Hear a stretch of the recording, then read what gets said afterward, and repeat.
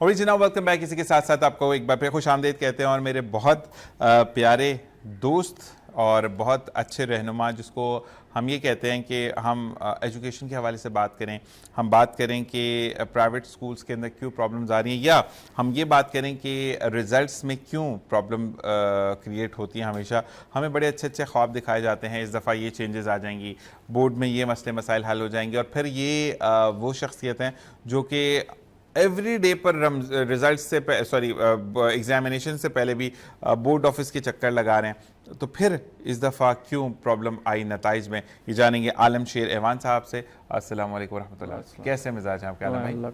और सबसे पहले तो बहुत बहुत शुक्रिया कि आज 4 बजे इनकी फिर मीटिंग है। रात में मेरी बात हुई तो इन्होंने कहा जिशान भाई अब आपको नाराज़ नहीं कर सकता, मैं आऊँगा जाऊँगा फिर आऊँगा। तो बहुत बहुत शुक्रिया and love you for this love. जीते रहिए, खुश रहिए। और इसी के साथ साथ डॉक्टर मुबश्शिर आलम साहब जो कि असिस्टेंट है ब्रांड एम्बेसडर, मुझे इसका नाम थोड़ा सा प्रॉब्लम है, हर्बम्ड है। अस्सलाम वालेकुम रहमतुल्लाह।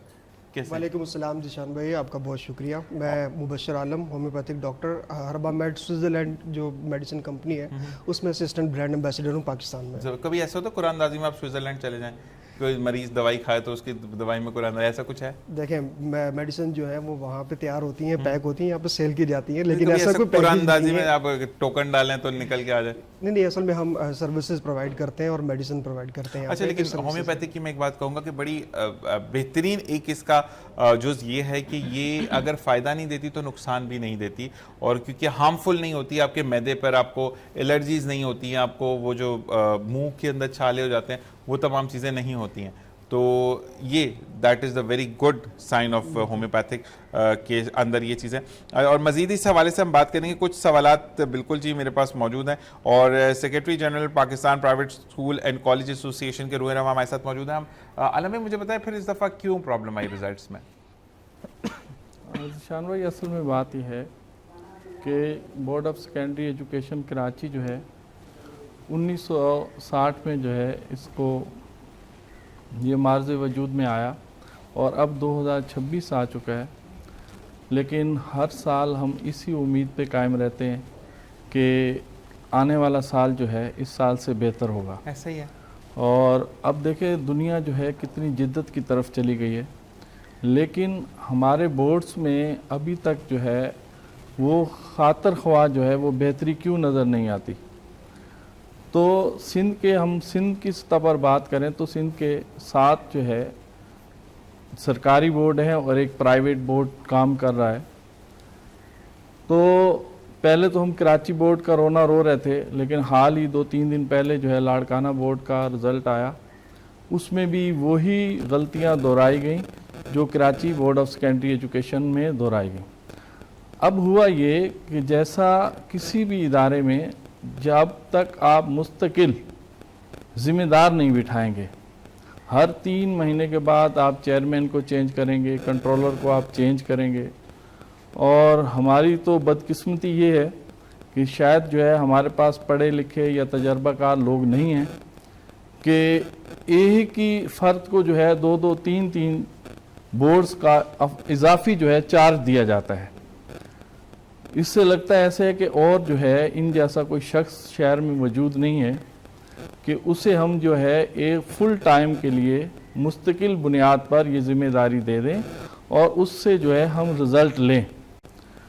तो board of secondary education Karachi की हद तक जो हम बात कर रहे हैं, तो जब जैसे ही एक चेयरमैन ने एग्ज़ाम करवाया उसे चेंज कर दिया गया, और board of technical education Sindh के चेयरमैन जो है मुशर्रफ अली राजपूत साहब, उनको जो है इजाफी चार्ज जो है बोर्ड ऑफ सेकेंडरी एजुकेशन, जो पूरे पाकिस्तान का सबसे बड़ा बोर्ड है, जिसमें सबसे ज़्यादा बच्चे जो है हर साल जो है इनरोल होते हैं और वो जो है एग्ज़ाम दे रहे होते हैं।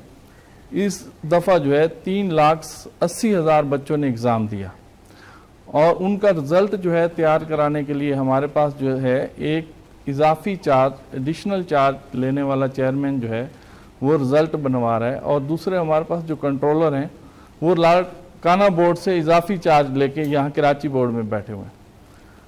तो हुआ ये कि जब मुस्तकिल आदमी नहीं होगा और उससे ये बोला जाएगा कि आप ये रिज़ल्ट तैयार करवाएंगे, उसके बाद आप अपने मुतलका जो है इदारों में वापस चले जाएंगे तो वो जिम्मेदारी से काम नहीं करेंगे। और अब देखें हमारे पास इतनी इंफरादी कुव्वत जो है वो नहीं है, और 3,80,000 बच्चों की जो है 7 कॉपीज़ जो है वो चेक करना कोई मामूली बात नहीं है।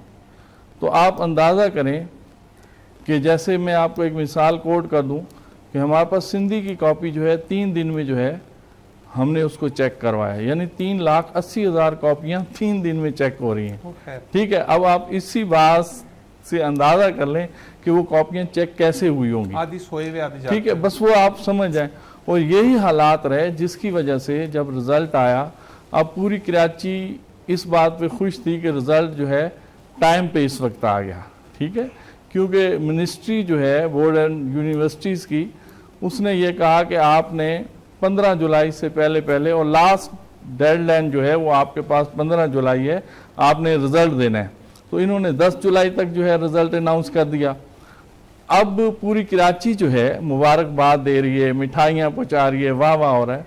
और आपने देखा होगा कि हम फ़कीर लोग हैं, आपका एक भाई पूरी कराची में वाहिद आदमी था अपनी एसोसिएशन से भी हट के जिसने आवाज़ उठाई कि इसके ऊपर कोई माफ़ी नहीं है, ऐसा ही है, मुस्तकिल चेयरमैन दिया जाए।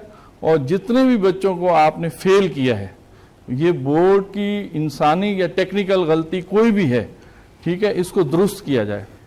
बहरहाल हम इसके ऊपर अप्रिशिएट भी करते हैं बोर्ड को कि उन्होंने इस हमारे एहतजाज को माना, और जो वेबसाइट बोर्ड की वेबसाइट के ऊपर रिज़ल्ट आ रहा था उसे हटाया गया, और कल दोबारा जो है उस रिज़ल्ट को दोबारा जो है वेबसाइट पे अपलोड किया गया। और जितनी निशानदेहियाँ हमने की थी कि बच्चे जो है 29,000 बच्चे एब्सेंट हुए थे जिन्होंने पेपर्स दिए और उनको एब्सेंट शो किया गया।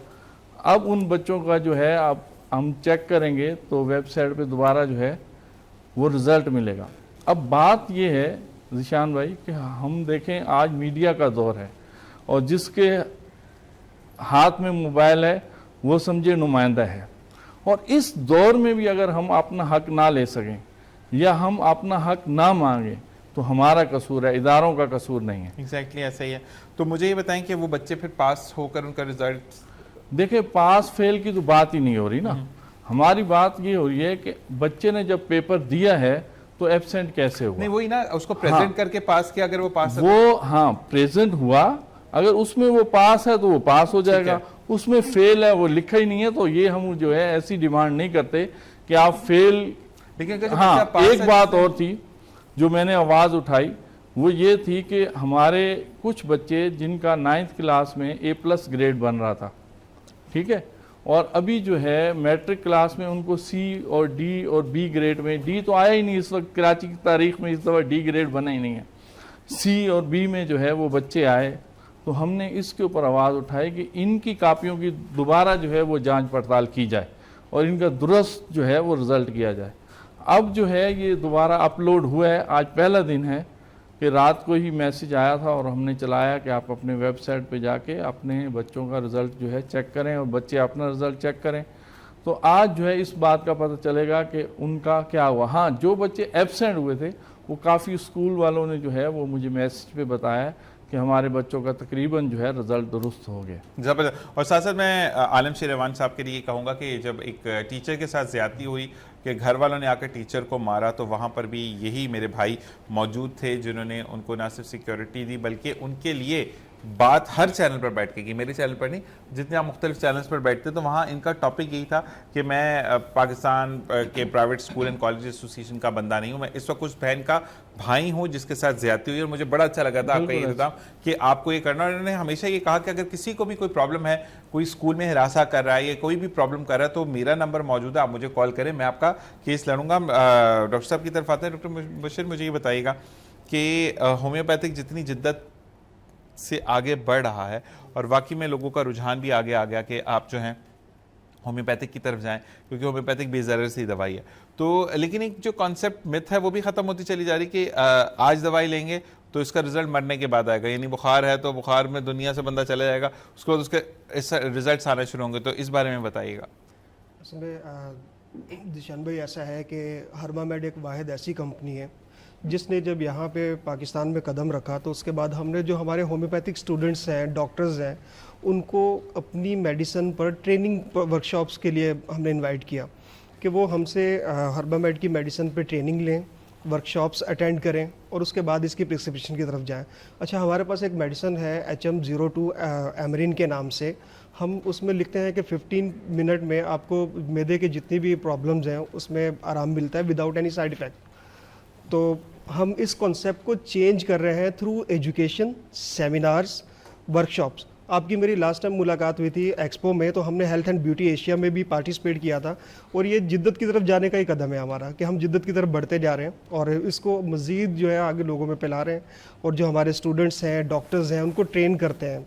और हमारी जो ट्रेनिंग में जो टीचर्स आते हैं, आप भी जानते हैं डॉक्टर शफीक चिश्ती साहब को, डॉक्टर मोहम्मद खालिद साहब को, डॉक्टर मेहरुन्निसा साहिबा को और यंग होम्योपैथिक वेलफेयर एसोसिएशन की टीम को, तो हम हमारे सीनियर जो डॉक्टर्स हैं उनको इनवाइट करते हैं एज अ स्पीकर। वो हमारे जो जूनियर डॉक्टर्स हैं उनको ट्रेन करते हैं। तो ये जिद्दत की तरफ एक कदम है हमारा। अच्छा, होम्योपैथिक में कोई ऐसी दवाई है कि जो हम हुकूमत को दें तो पेट्रोल मुश्किल से कम हो, मतलब बढ़े मत, जितना है उतना ही रहे? कोई ऐसी दवाई निकाली आपकी कंपनी ने?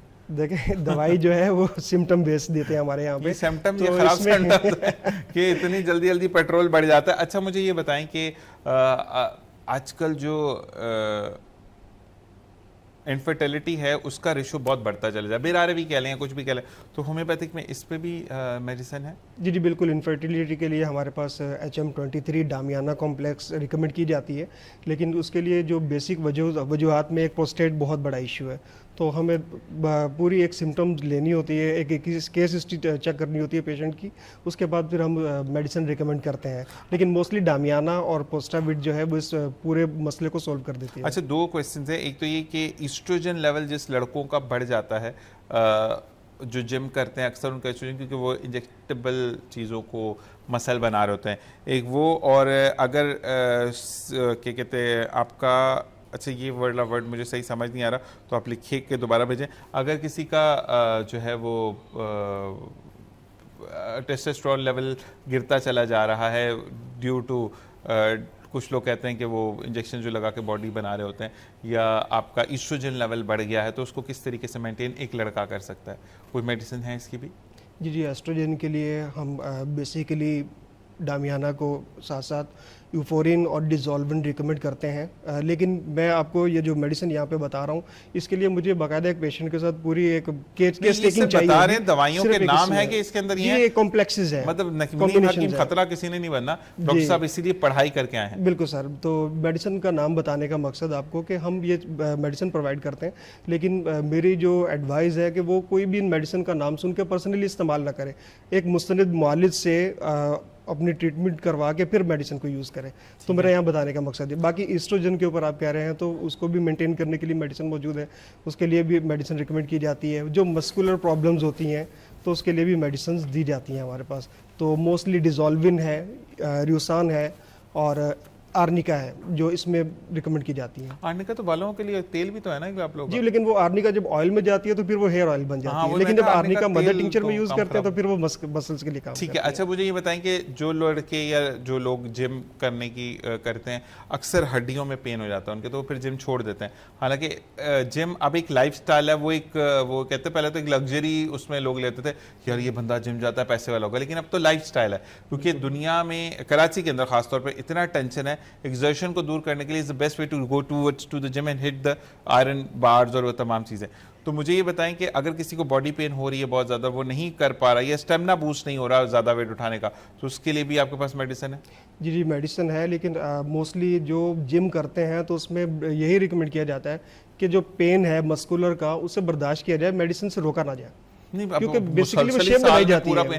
वो तो 4-5 दिन का पेन होता है ना, मैंने भी किया, लेकिन उसको बंदे को मुसलसल ही साल पूरा हो गया, उसको पेन ही पेन है, तो फिर तो ये तो पेन हो जाएगा वो तो। जी बिल्कुल, फिर HM03 डिजोल्विन रिकमेंड की जाती है इस कंडीशन के लिए। ठीक है, तो उससे विदाउट एनी साइड इफेक्ट ये जो प्रॉब्लम है रिजॉल्व हो जाती है। ज़बरदस्ती। अच्छा, मुझे ये बताओ कि अगर हम 1-2 लाइनें आपसे सुनना चाहें, क्योंकि फिर आलम भाई की तरफ आने कुछ सवालात ये कि ये वाहिद हमारे भाई हैं जो कि कराची की आवाज़ बनते हैं, उन बच्चों की आवाज़ बनते हैं जो कि कॉलेजेस के हैं या स्कूल्स के हैं।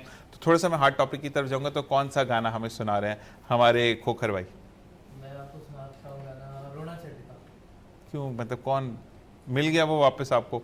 बातचीत हो गई है, ब्लॉक खत्म कर दिया उन्होंने? अच्छा लगता है इसकी।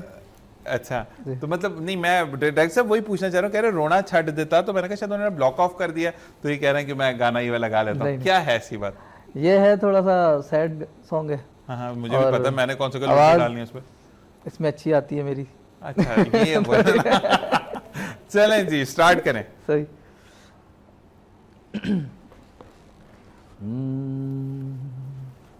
साडी जिंदगी च खास तेरी तां सोची ना तेनू दिलों कढ़ता। ये पाकिस्तानी है ना, पहले तो ये पता। हाँ, वो डालना। साडी जिंदगी च खास तेरी तां सोची ना तेनू दिलों कढ़ता। मिले प्यार विच गम बड़े लगदे प्यारे, पीड़ा देंदियां दिला से धोखे देंदे ने सहारे,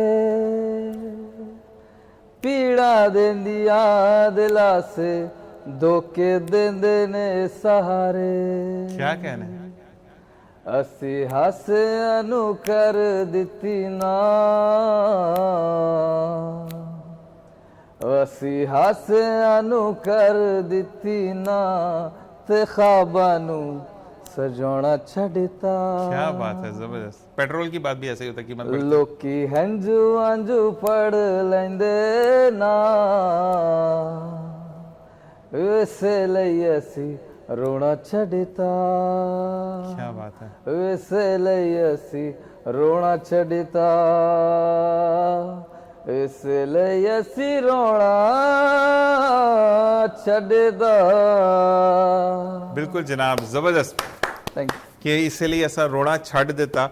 अब वैसे पेट्रोल बढ़ता तो हम भी रोना छੱड ही देते हैं कि ये तो पूरी लाइनें फिट हो रही हैं। जब पेट्रोल का 4 रुपये रोज, कल भी 4 रुपये बढ़ा दिया उन्होंने, रात में यौमिया बढ़ा। अच्छा, मुझे ये बताएं कि अब जो एडमिशन्स अगर होने हैं, क्योंकि मैट्रिक का अभी इम्तिहानों का रिजल्ट आया ना, अगर मैं गलत नहीं हूँ तो गवर्नमेंट बेसिस पर उसको होल्ड कैसे करेंगे कि अगर कुछ जांच पड़ताल चल रही है तो फिर आपको ही उठना पड़ेगा कि इनका रिजल्ट जो है वो जल्द से जल्द जो है वो शाया किया जाए और फिर उनके एडमिशन जो है वो नहीं, गवर्नमेंट मैंने जैसे आपको अभी बता दिया है कि रिज़ल्ट इनका कल से शाया हो चुका है। ठीक है। अभी वो बच्चे चेक करें, तकरीबन जो है रिज़ल्ट अच्छा जो है वो अपलोड हो चुका है तकरीबन। सही। जो मुझे रात से व्हाट्सएप पे लोगों ने स्कूल्स वाले रब्ता किया, उन्होंने यही बताया। उनमें से अगर किसी के 20 बच्चे थे, एक आधा रह गया तो उसका जेन्युइन इशू हो सकता है। ठीक है, तो बहरहाल ओवरहाल जो है रिज़ल्ट जो है आ चुका है। और जहाँ तक गवर्नमेंट कॉलेजेस का है तो वो तो एडमिशन क्लोज हो चुके हैं। ठीक है, उनका तो ऑनलाइन एडमिशन हो रहे थे 9th के बेस पे, मैट्रिक के बेस पे नहीं हो रहे थे। तो वो तो जिन बच्चों ने अप्लाई किया है वो तकरीबन जो है 1 लाख से अबाव बच्चे हैं, उनके एडमिशन हो चुके हैं। ठीक है। अब जो है ये जो रिज़ल्ट आएगा तो ये कॉलेजेस में उन्होंने जाके अपने डॉक्यूमेंट्स जमा कराने हैं। तो अभी किसी को भी जिनका रिज़ल्ट अच्छा आया है या एब्सेंट आए हैं या जिनका रिज़ल्ट पहली दफ़ा बेहतर आ गया, शो हो गया, तो मार्कशीट्स अभी किसी को भी नहीं मिली। सही है। जब तक इन बच्चों का रिज़ल्ट सही नहीं किया गया तो मार्कशीट्स किसी भी स्कूल को इशू नहीं की गई। ठीक तो है। अब जैसे ही मार्कशीट्स ये इशू होंगी तो तमाम बच्चों की साथ ही होंगे, इक्वल होंगे तमाम। ठीक है। अच्छा जी, थोड़ा सा आवाज़ प्रॉब्लम कर गई तो मुझे दोबारा बताइएगा। तो ये है कि मुझे ये बताएं कि अब जो डॉक्यूमेंटेशन है और क्लासों का आगाज़ किस मंथ से होगा? अगस्त से होगा या सितंबर से होगा? मैं इंटर की बात कर रहा हूँ, यानी फर्स्ट ईयर की। देखिए, ये पहले जो 2 वीक्स होंगे इनमें तो ये अपनी जो है डॉक्यूमेंट्स वगैरह जो है जमा कराएंगे और सितंबर की जो है 1-2 से जो है इनकी क्लासेस का आगाज़ हो जाएगा। वैसे इनकी रूटीन जो है वो अगस्त से ही शुरू हो जाएगी। अच्छा जी, मुझे टॉप के बच्चों का, जो बच्चे टॉप कर चुके हैं और इनका जो रिज़ल्ट है वो तमाम चीज़ें, तो इनका भी चीज़ें डिले होंगी इनको मिलने में, क्योंकि जब टॉप, वैसे तो जो टॉपर्स होते हैं उनको तो पहले ही अनाउंस हो जाता है कि बच्चे आ रहे हैं, उनकी रिहर्सल। तो अभी भी रिहर्सल्स वगैरह होती हैं? नहीं, असल में ये है कि अब तो जो वेबसाइट के ऊपर बोर्ड्स का रिज़ल्ट आता है तो उसमें तमाम सब्जेक्ट्स के नंबर आ जाते हैं, आपकी परसेंटेज भी आ जाती है, आपका ग्रेड भी आ जाता है। सिर्फ आपको जो है मैनुअल मार्कशीट्स मिलनी होती है, बाकी तमाम बच्चों को दे दिया जाता है। अच्छा, तो वो जो है, जैसे कि हम अगर ये बात करते हैं कि पहले जब मेरी सेकंड पोजीशन आई थी तो मुझे तो 5 दिन पहले कॉल आ गई थी कि यू आर द वन। अच्छा, आप topper first second third position की बात कर रहे हैं? जी जी जी। हाँ, फर्स्ट सेकंड थर्ड पोजीशन को तो जब उनके लिए जो है सेरेमनी की जाती है बोर्ड में, तो उनको उसी टाइम बाय हैंड मार्कशीट दे दी जाती है, वो दी जाती है क्योंकि वो उनका होता है। अच्छा, मुझे ये बताएं कि अब आलम भाई इंक्रीमेंट है कोई, जैसे कि हर जगह पर इंक्रीमेंट रखा गया कि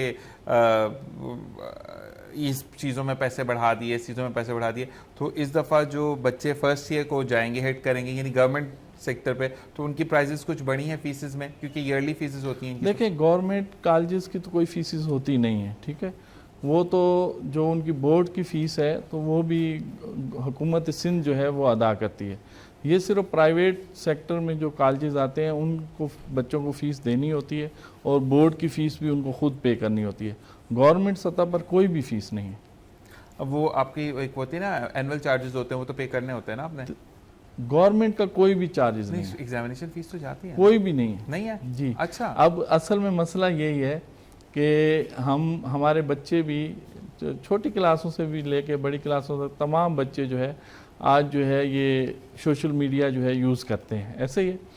तो लेकिन जहाँ पर उनके अपने हकूक़ होते हैं, अपने बारे में कुछ बात होती है, उसको वो तवज्जो ही नहीं देते, ऐसे ही है, ठीक है ना। हालांकि तमाम बच्चों को ये पता होना चाहिए, नहीं पता तो आपके तवज्जो से अभी ये पता चल जाए कि गवर्नमेंट जो है कॉलेजेस में, वहाँ पर अगर 100 रुपये भी आपसे क्लर्क मांग रहा है ना, तो आप उसकी कंप्लेन करें।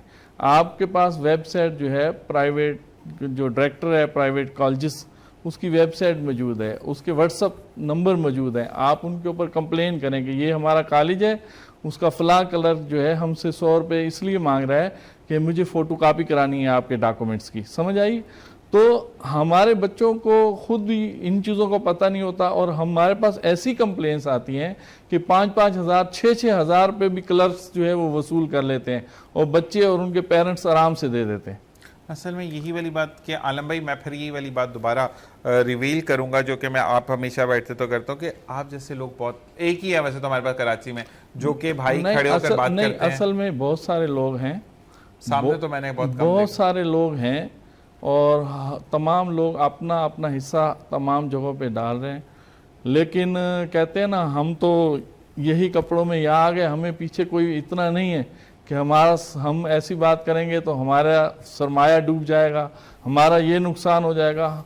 अभी भी मैं ज़िशान भाई बरमला आपको ये बता दूं कि बाहर को तो छोड़ें, हमारी अपनी फैमिली जो है डॉक्टर साहब, उन्होंने कहा कि आप क्यों दुश्मनियाँ पाल रहे हैं, आप क्यों इतना खुल के बात कर रहे हैं, आप क्यों इतने जो ऊपर जा रहे हैं, जब पूरी कराची खामोशी से बैठी हुई है, अजरक दे रही है, मिठाइयाँ दे रही है, ठीक है, तो आपको क्या मसला है? हमारे कॉलेज स्कूल का तो कोई रिजल्ट गलत नहीं आया, कोई बच्चा जो है वो फेल नहीं हुआ, तो आप क्यों दुश्मनी ले रहे हैं? लेकिन बात यह है कि जब आपने क़यादत ले ली, आप तीसरी दफ़ा आपको पूरा पाकिस्तान जो है उसके प्रिंसिपल हजरात जो है आपको वोट देकर मुंतखब कर रहे हैं, तीसरे टर्न ओवर, ये 5वां साल चल रहा है, 6ठा साल, और अब तो हम पूरे 5 साल के लिए जो है वो इलेक्ट हो गया है, तो फिर हमें हक अदा करना चाहिए, हमें कम से कम आवाज़ उठानी चाहिए। और मैंने आवाज़ उठाई, आज मैं आपके सामने ज़िंदा हूँ, आपके स्टूडियो में बैठा हूँ, कुछ नहीं हुआ मुझे, सिर्फ हमें ईमान जो है अल्लाह रब्बुल इज़्ज़त पे होना चाहिए कि ये जितने लोगों का हमने बेड़ा उठाया, कितने लोगों का फ़ायदा हो गया, कितने। अच्छा, उसके अलावा बच्चियाँ, ख़ासकर बच्चियों की बात कि अनफेयर मीन्स में बच्चियों को एब्सेंट किया गया। हमने कहा हम बच्ची किसी का भी अनफेयर मीन्स नहीं मानते, ठीक है। बड़ी मुश्किल से आप देखें मज़ाफ़ाती इलाके जो होते हैं वहाँ पर बड़ी मुश्किल से जो है कुछ कम्युनिटीज़ जो हैं वो अपनी बच्चियों को बड़ी मुश्किल से स्कूल्स में भेजती हैं, कॉलेज में भेज रही होती हैं। आपने उनको 2-2 पेपर्स में फेल कर दिया, एब्सेंट कर दिया, उनकी जांच पड़ताल करें, क्योंकि आपने जिस तरीके से 1,80,000 कॉपियाँ 3 दिन में जो है वो चेक करा दी, तो क्राइटेरिया का हमें पता चल गया, तो ये इंसाफ नहीं है बच्चों के साथ। आप मेरिट पे इन जितने भी बच्चे फेल हुए हैं और ख़ासकर बच्चियां, उनकी दोबारा जो है रीचेकिंग कराएं कापियां, और इन बच्चियों को आप निकालें इससे, ठीक है। तो इंशाल्लाह उनका भी रिजल्ट अच्छा। मुझे आप ये बताएं ना कि अगर एक इंसान खड़ा हो जाए, एक के साथ दूसरा मिलता है, हाँ दोस्तों ने, साथियों ने वालदैन ने बहुत साथ दिया, उन्होंने सोशल मीडिया के ऊपर जो भी पोस्ट हम चला रहे थे उनका मैसेज आ रहा था, सर जहाँ भी आप कॉल करें, जहाँ भी आप बोलें, हम आपके साथ जाने के लिए तैयार हैं, एहतजाज करने के लिए तैयार हैं।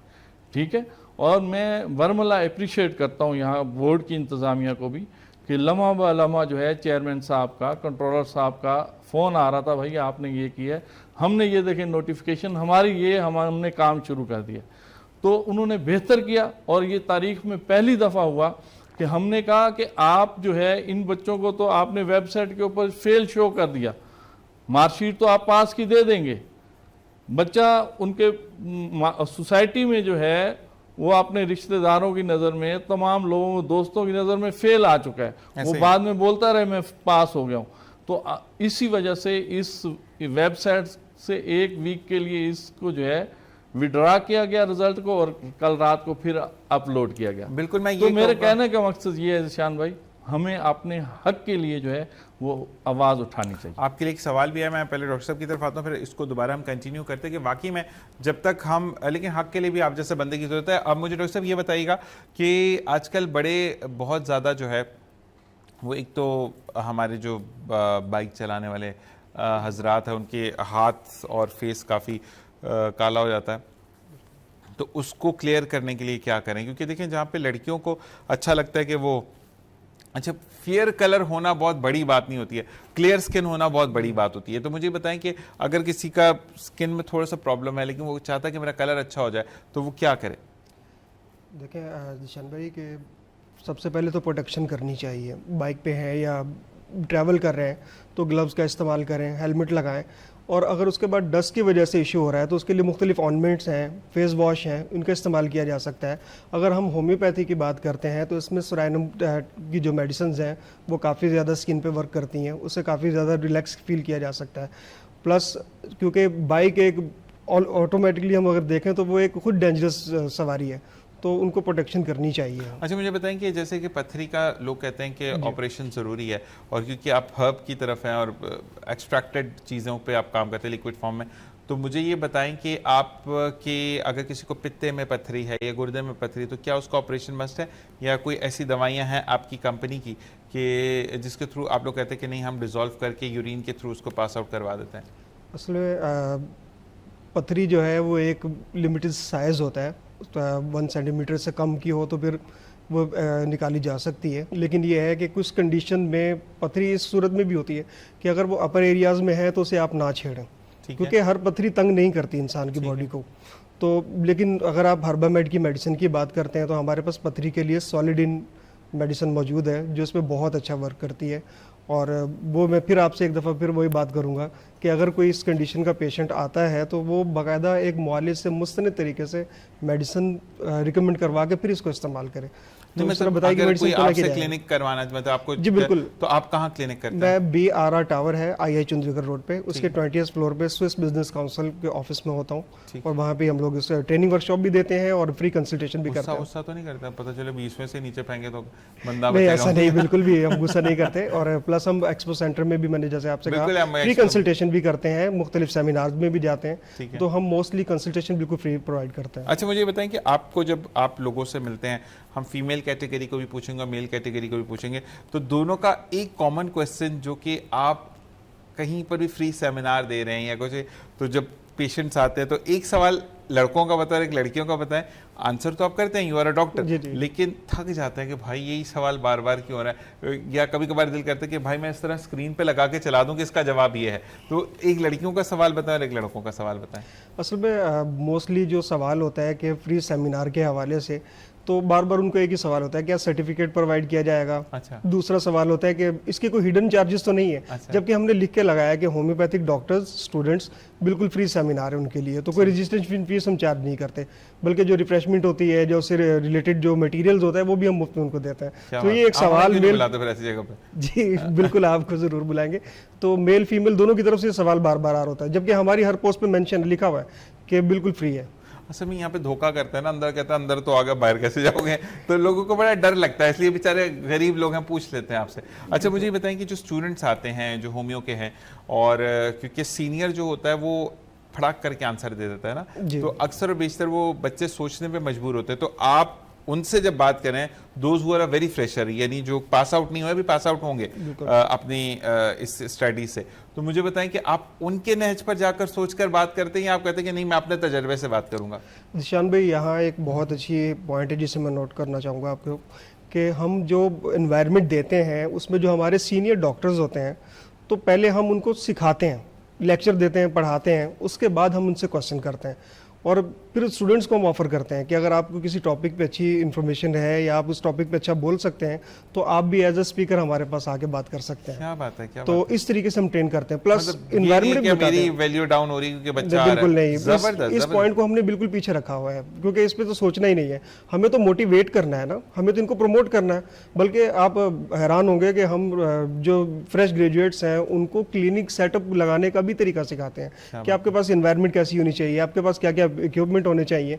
तो हमारे सीनियर डॉक्टर्स की एक पूरी टीम है, हम सब मिलकर इस पर काम करते हैं और तमाम यंग और फ्रेश जो ग्रेजुएट्स डॉक्टर्स हैं उनको ट्रेन करते हैं इस पर। हर्बामेट का ये भी अच्छी चीज़ है कि आप जो है वो मोटिवेट करते हैं, वरना अक्सर कंपनी मोटा वाला वेट मारती है, कहती है बुरी बात है क्यों मोटिवेट हो रहे हो, तो ये चीज़ मोटिवेट और मोटे वाले वेट में बड़ा फर्क होता है। तो अच्छा, ओबेसिटी पर भी हम बात मेडिसिन पे बात करेंगे क्योंकि आजकल obesity, we belong to Punjabi family, तो हमारा ये है कि हम ज़रा तेज़ एसी की हवा भी खा लें तो 3 किलो बढ़ जाता है, तो हमें वो एसी की हवा के आगे भी ना फिल्टर लगाना पड़ता है। तो इस बारे में मैं आपसे जानूंगा। आलम भाई, आपकी तरफ आते हैं और सवाल ये आया कि हमारे काफ़ी सारे सवाल होते हैं जो मुझसे रिलेटेड लोग हैं, लेकिन आप गायब हो जाते हैं बीच में से, तो इसका आंसर आप खुद ही देंगे, मैं तो आपको बुलाता हूँ, आप मसरूफ होते हैं, ये यहाँ पे आप जवाब खुद देंगे कि गायब क्यों होता हूँ। हाँ, असल में ये 2 महीने तो मैं ही गायब रहा था बेचारे के दौरान। हाँ, असल में ये भी बात है। और दूसरा ये है कि अभी एसएसबी जो गवर्नमेंट स्कूल्स को जो है फंड मिला था, आपको पता है कि जैसे मैं अपना हमारे जो एमएनए हैं सैयद आगा रफ़ीउल्लाह साहब, उनका भी फोकल पर्सन हूँ, तो वहाँ हमारे हलके में जितने भी गवर्नमेंट स्कूल थे वो उनमें काम हो रहा था, तो हमें चेक एंड बैलेंस रखना था। तो आपके लिए हम कितनी कुर्बानी दे देते हैं आपको पता नहीं। आज वहाँ के तमाम डीओज, टीओज और एसडीओज तमाम की मीटिंग थी हमारी, लेकिन हमने कहा कि जिशान भाई तो नहीं, ये रात को ही आपने मुझे कहा था हाँ, कि मेरी मीटिंग, और एक दफा तो बोर्ड का मैं अगर आपको बताऊं तो मीटिंग इनकी थी, ये बेचारे आधे प्रोग्राम में मेरे लिए और आधे में भागे के जिशान। अच्छा, मैं ब्रेक पे गया प्रीवियस चैनल पे और आलम भाई मैं जा रहा हूँ मेरी मीटिंग, और फिर मुझे बाद में वाकई में पता चला कि ये मीटिंग से 15 मिनट मेरी वजह से लेट हुए थे, लेकिन क्योंकि आवाम की भी बात इन्होंने असल करनी में यही चीज़ें होती हैं। तो अभी जितना भी फंड्स आया है अगर वो सही तरीके से यूटिलाइज नहीं होता, आप देखें गवर्नमेंट स्कूल की जो है हालात जो है ना वो बहुत, उनकी इमारतों के जो है ना बहुत खस्ता हालत है। तो अल्लाह का शुक्र है कि काफ़ी बजट जो है ये एसएसबी, ये शॉर्ट बजट मिला था, पूरा बजट नहीं मिला, यानी 5 लाख से 50 लाख तक का ये बजट था, स्कूल की बिल्डिंग्स को देख के मिला है। तो वो अभी भी बहुत सारे काम रह गए, तो इंशाल्लाह नेक्स्ट टाइम इसी वजह से जो है आपका जो है वो एक इक़दाम उठाना कि खस्ता हालत बिल्डिंग में बच्चे ना रहें, या कितने गवर्नमेंट स्कूल में, आलम में मेरा भी विजिट हुआ, या जब वोट हो रहे थे तो हम गए प्रॉपर्ली स्कूल का ग्राउंड जो गटर का पानी असल में जिशान भाई होता ये है, डॉक्टर साहब भी बैठे हैं, भाई भी बैठे हैं, हम जब भी आपके प्रोग्राम में आते हैं ना तो आपके जो गेस्ट होते हैं वो प्राइवेट सेक्टर के स्कूल चलाने वालों को पता नहीं क्या समझते हैं ना। एक तो आप एंकर होते हैं, वो भी हमारे साथ एंकर ही बन जाते हैं, वो भी सीधा हमारे पे, डॉक्टर साहब आपको पता है सिंगर बिठा के रखे आपके इसी आपके प्रोग्राम में भी बहुत दफा ऐसे हो चुका है, लेकिन ठीक है आप जेन्युइन अच्छा, आंसर लेकिन चीज ये वो इसलिए ना उनको पता चल जाता है यार ये हमसे भी ज्यादा जला हुआ है। तो चीज ये है कि हमें चाहिए कि हम गवर्नमेंट जो है जो हमारे टैक्स से ये हमारा सारा काम हो रहा है, वो तो एक इनफरादी आदमी जो है अपना एक इदारा कायम करता है, चलाता है, उसको लेके चल रहा होता है, लेकिन ये पूरी आवाम का टैक्स से लगा हुआ ये इदारा होता है। तो हमें इनके ऊपर चेक एंड बैलेंस रखना चाहिए, चूंकि हमारे बच्चे फिर गवर्नमेंट स्कूल्स में पढ़ते नहीं हैं, ठीक है, जितने भी फैमिलीज जो हैं थोड़ी अफोर्ड करती हैं तो प्राइवेट स्कूल्स की तरफ आती हैं। तो गवर्नमेंट स्कूल्स में आप यकीन करें कि इतना अरसा हो गया है, पानी पीने का नहीं है, वाशरूम नहीं है, और वाशरूम में यूज़ करने का पानी नहीं है। आप हालात फिर खुद ही समझ सकते हैं कि क्या हालात होंगे। अच्छा, मेरी ये सवाल को दोबारा रिकॉल करवाया गया, जैसे कि आलम भाई कितनी जगह पर स्कूल्स मौजूद नहीं हैं या डैमेज हो चुके हैं गवर्नमेंट स्कूल, टीचर को तनख्वाहें पूरी जा रही हैं, ठीक है, ऐसे ही है। तो गवर्नमेंट ऐसा कि सिंध गवर्नमेंट की मैं बात करूं, मैं फेडरल पे बात ही नहीं करता क्योंकि हम सिंध गवर्नमेंट में रहते हैं।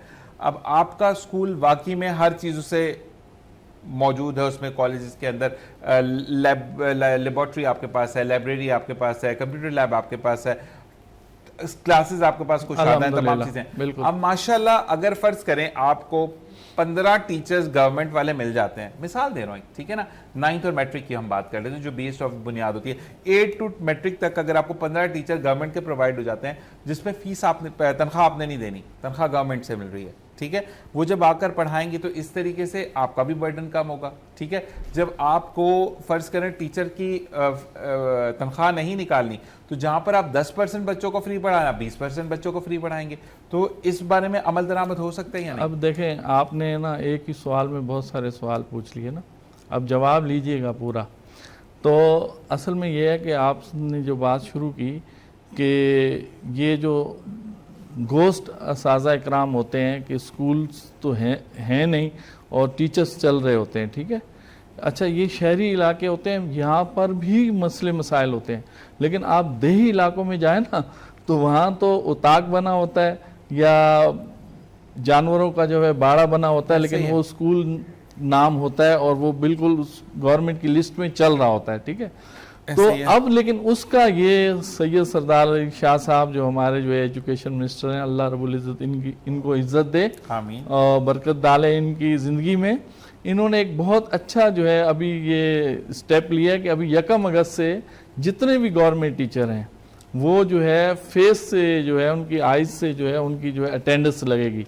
सुबह 8 बजे उन्होंने इन करना है और 2 बजे उन्होंने आउट करना है, ठीक है। तो चूंकि वो मैंने अभी आपको बताया तो ये, और फिर ये बात भी आई कि हमने डीओस वगैरह सारे ख़त्म कर दिए हैं। तो हमारी बात हुई कि अगर डीओस भी नहीं रहेंगे तो टीचर तो सुबह 8 बजे आएगा, चेहरा दिखा के दूसरे दरवाजे से चला जाएगा, फिर 1 बजे आके फिर चला जाएगा। उन्होंने कहा नहीं, ऐसा नहीं है, इनके ऊपर हमने मॉनिटरिंग टीम्स रखी हैं वो आगे। और अभी जो खुद गवर्नमेंट ने जो एक ग्राफ बनाया है उसमें से 20 से 25 हज़ार टीचर जो है वो सामने आ चुके हैं कि ये घोस्ट हैं, जिसके लिए अभी जो है आपने देखा कि साइंस टीचर और जेएसटीज की अभी भर्तियां भी शुरू हो गई हैं कि ये जब सेट पे हो जाएंगे तो इनकी जगह ये हमने टीचर देने हैं। जबरदस्त। और जहाँ तक आपने दूसरी बात की थी ना सर, हम कहते हैं कि ये हमारे टीचर ले लें, ठीक है। जो प्राइवेट सेक्टर में टीचर होते हैं ना, हम तो उन्हें 1 मिनट सब्र बैठने नहीं देते, हम तो काम लेते हैं, ठीक है। टीचर ने सुबह आना है, असेंबली भी अटेंड करनी है, सारा सिलेबस लेना है, क्लास तक जाना है, बच्चे को आउट भी कराना है, फिर आके कल के बारे में उसने जो है प्लानिंग करके स्कूल से लिखना है। लेकिन गवर्नमेंट हमारे साथी हमारे दोस्त हैं, वो आराम से आएंगे, पहले सबसे पहले चाय पियेंगे, बैठेंगे, फिर एचएम से पूछेंगे, फिर इंतज़ार करेंगे, फिर क्लास में जाएंगे, फिर 6 चक्कर लगाएंगे इधर उधर। वो टीचर हमें नहीं चाहिए, ठीक है।